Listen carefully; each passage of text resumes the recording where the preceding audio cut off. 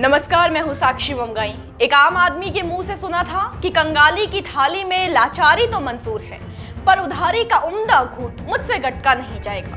अब विचार का विषय यह है कि यदि ये मसला असल है तो फिर सिर से पांव तक कर्जे में डूबे उत्तराखंड वासी इस स्थिति में वो कैसे स्थिर है? मौन की परत में परिस्थिति पर प्रश्न जनता क्यों दबाए हुए है? कहीं ऐसा तो नहीं कि आप जानते ही नहीं कि प्रदेश के ऊपर चढ़ा कर्ज का आंकड़ा 1,00,000 करोड़ रुपए पार करने को पहुंच गया है। देखिए, अगर ऐसा है फिर तो आपके लिए ये रिपोर्ट आखिर तक देखना जरूरी हो जाती है। मालूम तो चले प्रजा को कि प्रदेश का पर व्यक्ति उधार का कितना भार अपने कंधों पर लेकर चल रहा है। राज्य के इतिहास में कुछ समय से रिकॉर्ड ध्वस्त होने की परंपरा चल पड़ी है। इसी कड़ी में एक और कीर्तिमान है जो प्रदेश में टूटने जा रहा है। लेकिन ठहरिए, खुश होने से पहले खबर सुन लीजिए। खबर यह है कि उत्तराखंड पर कर्ज का आंकड़ा 1,00,000 करोड़ पार करने वाला है। चिंता की बात यह है कि उत्तराखंड के इतिहास में पहली बार कर्ज का आंकड़ा 1,000 करोड़ रुपए की सीमा रेखा को लांघने जा रहा है। ये खुलासा दरअसल प्रदेश की वित्तीय समीक्षा की रिपोर्ट में हुआ है। रिपोर्ट बताती है कि बीते वित्तीय वर्ष में उत्तराखंड पर 85,486 करोड़ रुपए का उधार है, जो इस साल 25% से अधिक दर से बढ़ता दिख रहा है। ग्राफिक्स की मदद से आपको पूरा मामला समझाते हैं और फिर बताएंगे कि कुल कर्ज की राशि देखें तो एक एक व्यक्ति कितने कितने कर्ज तले डूबा नजर आएगा। राज्य की वित्तीय समीक्षा की रिपोर्ट की माने तो बीते वित्तीय वर्ष 2021 से 22 में उत्तराखंड पर 85,486 करोड़ रुपए कर्ज था, जो कि इस वित्तीय वर्ष 2022 से 23 की समाप्ति तक 1.075 लाख करोड़ रुपए का आंकड़ा पार करते दिख रहा है। आप समझे गंभीरता को।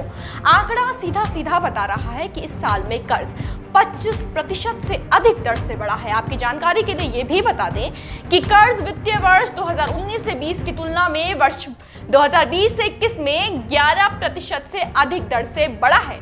वहीं 2020 से 22 के मुकाबले 2021 से 22 में ये दर बढ़कर 16% को पार कर गई। अब 25% की छलांग विचारणीय है। आप स्क्रीन पर देख सकते हैं 2019 से 20 में कर्ज की राशि 65,982 थी। 2020 से 2021 में ये 73,478 हुई। अब देख सकते हैं 2021 से 22 में भी बढ़ोतरी दर्ज की गई है और आंकड़ा पहुंच गया 85,486, जो कि अब 1,000 करोड़ की सीमा को पार करते हुए 1.075 लाख करोड़ पहुंच गया है। वैसे इसका मुख्य कारण कोरोना को माना जा रहा है। कोरोना की मार झेल रहे प्रदेश पर उभरने के लिए कर्ज की बैसाखी के सहारे के सिवा कोई चारा नहीं था। खैर, अब आते हैं मुख्य सवाल पर कि इस हिसाब से जनता पर कर्ज का क्या भार बनता है।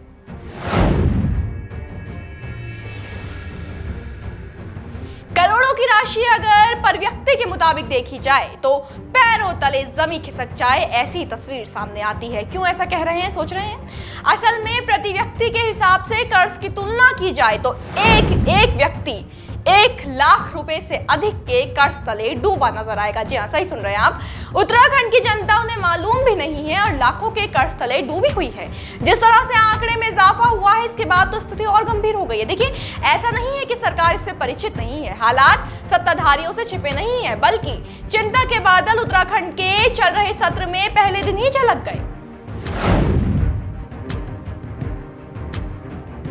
जिन्हें नहीं पता उन्हें बता दें कि उत्तराखंड विधानसभा के बजट सत्र के पहले दिन मंगलवार को वित्त मंत्री प्रेमचंद अग्रवाल ने सदन में वित्तीय वर्ष 2022 से 23 का 65,571.49 करोड़ का बजट प्रस्तुत किया। बजट में साफ देखा जा सकता है कि केंद्रीय योजनाओं पर राज्य की निर्भरता बढ़ी है। कहना गलत नहीं होगा कि कमजोर आर्थिकी के कारण केंद्र पर निर्भरता उत्तराखंड के लिए मंशा कम और मजबूरी अधिक है। यही वजह है कि इस बजट में धामी सरकार ने एक साथ 2 निशाने साधे हैं। पहला, सत्र में केंद्र की प्राथमिकताओं के प्रति अपने दृढ़ संकल्प को प्रदर्शित किया और दूसरा, उत्तराखंड का दशक बनाने के लिए बजट में केंद्र की सहायता का प्रावधान कर डाला। हालांकि देखिए, कर्ज का जो आंकड़ा आपने ऊपर जाना, उससे सरकार की योजना और राज्य के विकास का लिंक आपको समझना जरूरी है। इसे ऐसे समझिए।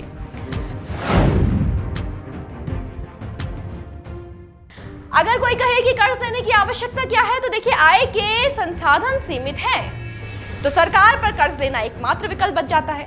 पिछले सालों में लिए गए कर्ज का ब्याज चुकाना समेत राजस्व खर्चे इतने हैं कि धनराशि का बचना मुमकिन ही नहीं, तो विकास हो कैसे? इसको तो अनदेखा नहीं किया जा सकता कि किसी भी राज्य की सरकार के लिए पहले वर्तमान जरूरतें हैं, फिर भविष्य की योजनाएं। खुद के बूते पर योजनाओं पर काम हो कैसे? यही वजह निकलती है सरकार ने विकास का जो रोड मैप तैयार किया है उसे अंतिम रूप देने के लिए केंद्र की लाठी तो पकड़नी पड़ेगी। दरअसल ये सरकार की चुनौती भी है, कैसे समन्वय बनाया जाए, फिजूल खर्ची को रोका जाए, ये पूरी प्लानिंग सोच कर करनी है, जिसके अमल में सरकार कामयाब होती है या फिर यूं ही कर्ज को भविष्य में भी ढोती है। जानने के लिए बने रहिएगा देवभूमि इनसाइडर के साथ। आज ही डाउनलोड करें देवभूमि इनसाइडर ऐप।